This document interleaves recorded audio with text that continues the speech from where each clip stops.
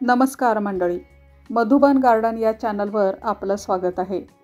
आज आपण एका दुर्मिळ रानभाजीची माहिती घेणार आहोत। ही महाराष्ट्रातील काही भागातच आढळते। आमच्याकडे सांगली कोल्हापूर भागात सुद्धा फारशी दिसत नाही। म्हणूनच की काय जास्त लोकांना या भाजीबद्दल माहिती नाही। आज आपण ज्या भाजीची माहिती घेणार आहोत ती अगदी प्राचीन काळापासून आहारात वापरली जाणारी भाजी आहे। अगदी लीळा चरित्रात देखील या भाजीचा उल्लेख आढळतो असं वाचनात आलं। औषधी गुणधर्म असलेल्या या वनस्पतीचे आयुर्वेदात भरपूर उपयोग सांगितले आहेत। आपल्या आरोग्यासाठी अतिशय उत्तम असलेल्या या भाजीचं नाव आहे कोयरी। कोहिरी किंवा कुयरी या नावाने ही ओळखली जाते। कोयरी दोन प्रकारात येते। एक काळी कोयरी म्हणजे जिच्या बिया काळ्या आहेत।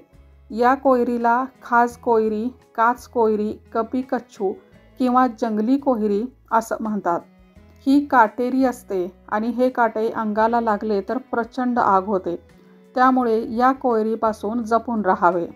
परंतु पांढऱ्या बियांच्या कोयरीपेक्षा काळ्या रंगाच्या कोयरीमध्ये औषधी गुणधर्म जास्त असतात अशी माहिती मिळते। दुसरी आहे ती पांढऱ्या बियांची कोयरी। हिची स्थानिक नावे कोयरी, कोहिरी, कुहिरी अशी आहेत। इंग्रजीमध्ये ती हॉर्स आय बीन तसेच वेल्वेट बीन या नावाने ओळखली जाते।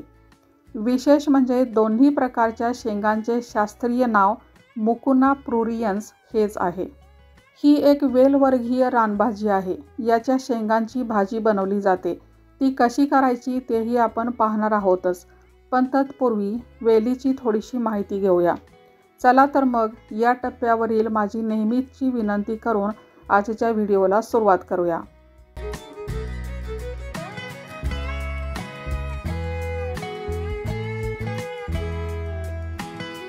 तर मंडळी, 4-5 वर्षापूर्वी कुठून तरी याच्या बिया मिळवून मी तेव्हापासून कोयरीची वेल लावण्याचा प्रयत्न करत होते।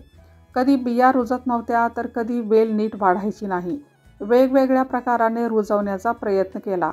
वेल कुंडीत आणि जमिनीतही लावली, पण का कोणास ठाऊक वेल म्हणावी तशी वाढली नाही। उगीच कुठेतरी 8-10 शेंगा लागायच्या। मग तेवढ्यावरच कसा व्हिडिओ करायचा। तुम्ही इथे बघत असालच 21 पासून 24 पर्यंतचे फोटो, व्हिडिओ आणि वेळोवेळी मिळेल तशी माहिती गोळा करून ठेवली आहे।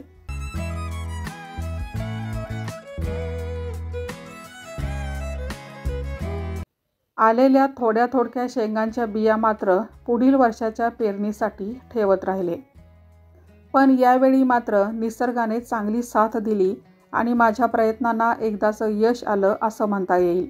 यावर्षी काहीही करून वेल आलीच पाहिजे असं ठरवून चांगली 3-4 रोपे तयार केली।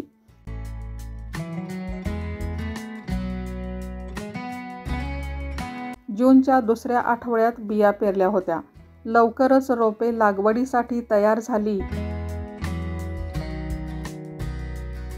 आणि वेली आधार देऊन वर चढवता येतील अशा योग्य जागा पाहून त्यांची लागवड केली।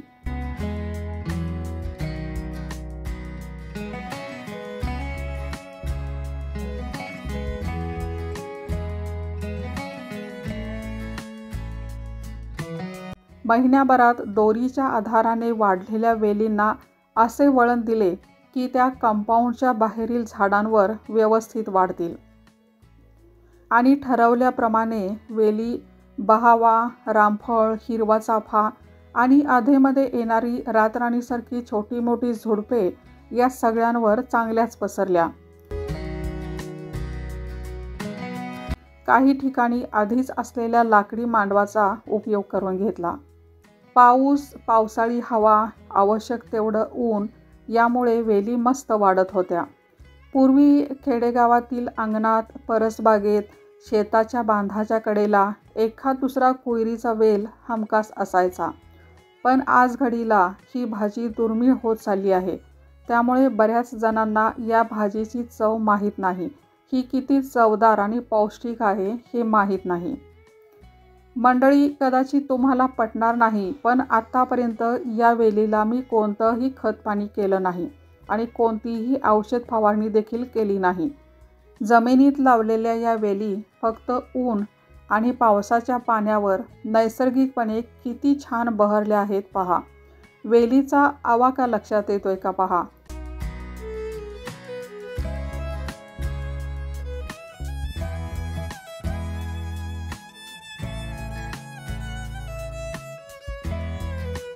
हां, पण वेल कुंडीत असेल तर मात्र गरजेनुसार पाणी द्यावं लागेल. सप्टेंबरच्या मध्यापासून वेलीवर जांभळ्या रंगाच्या फुलांचे घोस लटकू लागतात. ही फुले झुपक्याने लागतात तर कधी याचे सुंदर असे तोरण तयार होते. अतिशय नाजूक तलम फुले प्रत्यक्ष वेलीवर मात्र खूप सुंदर दिसतात. लवकरच फुले सुकून त्यामधून कोवळ्या हिरव्या शेंगा दिसू लागतात. हे पहा, जेवढी फुले तेवढ्या शेंगा. या किंचित वक्र यस आकाराच्या शेंगा एकदम मऊ मुलायम असतात आणि या खायच्या कोयरीवर सुद्धा अतिशय बारीक अशी लव असतेच बरं का. मी आधीच सांगितल्याप्रमाणे याच्या कोवळ्या शेंगांची भाजी करतात किंवा त्या कच्च्या सुद्धा खाल्ल्या जातात, सॅलडमध्ये वापरतात. तसंच याचं लोणचंही करतात. थोड्याशा जून झाल्या तर त्याची ही भाजी किंवा मग आतल्या बियांची उसळ करतात. चला, मला वाटतं या शेंगा आता काढणीसाठी तयार आहेत. आज पहिल्यांदा ही भाजी करून पाहू. मला हेवा वाटतो त्या मैत्रिणींचा की ज्या सांगतात मी आमच्या आजीच्या हातची ही भाजी खाल्ली आहे, ती अशा पद्धतीने करायची, तशा पद्धतीने करायची वगैरे वगैरे. लहानपणी शेतात आईच्या मागे मागे फिरत राहिल्यामुळे इतर बऱ्याच रानभाज्यांची तोंड ओळख झाली हे खरं आहे, पण मुळातच ही भाजी आमच्या भागातील नसल्यामुळे आईने सुद्धा ती कधी केल्याचं आठवत नाही.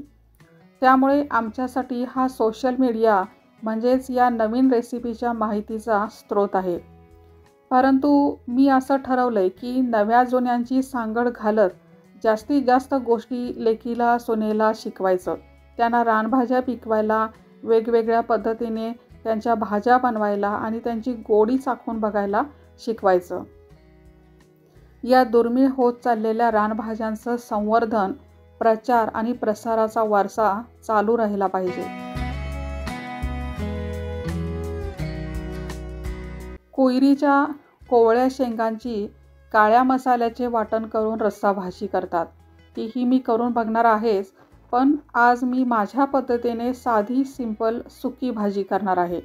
रानभाज्या कमीत कमी मसाल्याच्या, फक्त तिखट मीठ घालून कराव्यात, जेणेकरून भाजीची मूळ चव अबाधित राहील असं मला वाटतं.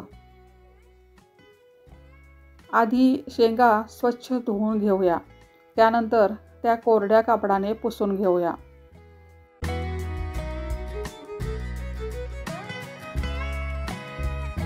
शेंगेची दोन्ही टोके चाकूने काढून टाकूया आणि बोटाच्या पेरापेक्षा थोडे छोटे तुकडे करून घेऊया.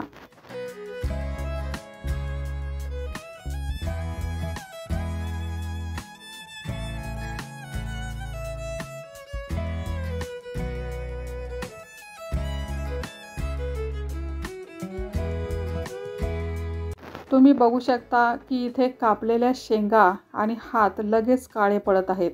या कोयऱ्या म्हणजे आयर्नचे नैसर्गिक भांडारच आहेत. कापलेल्या शेंगांवर ऑक्सिडेशनची क्रिया होऊन त्या लगेच काळ्या पडतात, म्हणून कापल्या कापल्या लगेचच पाण्यात टाकाव्या लागतात. हे पाणीसुद्धा काळं पडलं आहे, हे तुम्ही बघू शकता. 1-2 वेळा स्वच्छ धुवून कुकरच्या डब्यात थोडंसं पाणी घेऊन हे तुकडे त्यात टाकूया. कुकरला झाकण लावून गॅसवर ठेवून देऊया. आपल्याला याची फक्त एकच शिट्टी घ्यायची आहे. शिट्टी होईपर्यंत एक कांदा चिरून घेऊया. कोहिरी ठेवलेलं पाणीसुद्धा किती काळपट झालं आहे पहा. हे टाकून द्यायचं आहे. एक शिट्टी झाली की गॅस बंद करूया आणि पूर्ण वाफ गेल्यावर कोहिरीचे भांडे काढून गाळून घेऊया.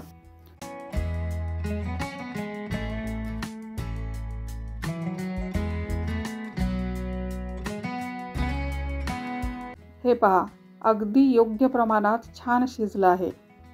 कढई गॅसवर ठेवूया. तेल,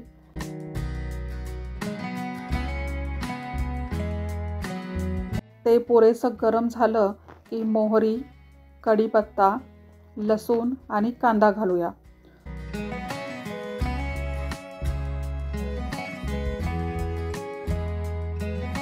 तो गुलाबी रंग येईपर्यंत भाजून घेऊया.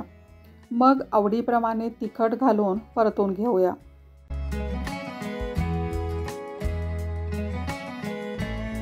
आता यात शिजवलेल्या कोयऱ्या टाकूया. तेही छान परतून घेऊया.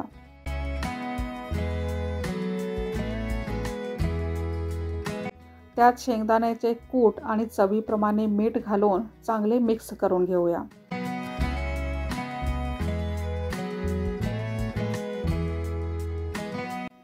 गरज वाटल्यास अर्धी 1 वाटी पाणी घातलं तरी चालेल. झाकण ठेवून एक वाफ येऊ द्यावी.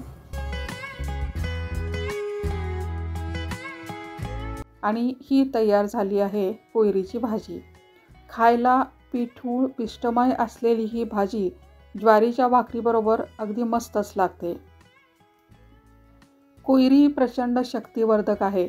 औषधी गुणधर्मामुळे आयुर्वेदिकदृष्ट्या कोयरी फार महत्त्वाची मानली गेली आहे.